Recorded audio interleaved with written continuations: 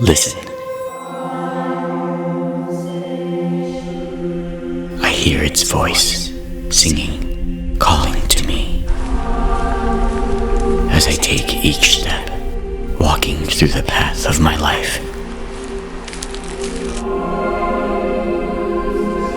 I search, I wander, looking for this voice.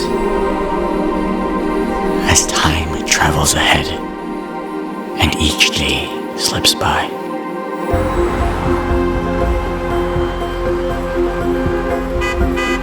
The haze, the noise, they shroud over all my senses, distracting me from seeing and hearing what lies ahead.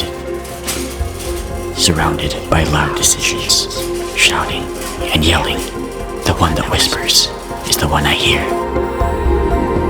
The voice, I can hear it now, and it calls me to come back.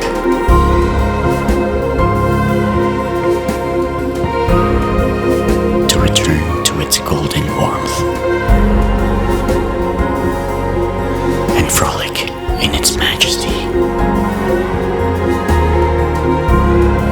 The beauty of nature is an endless source of inspiration.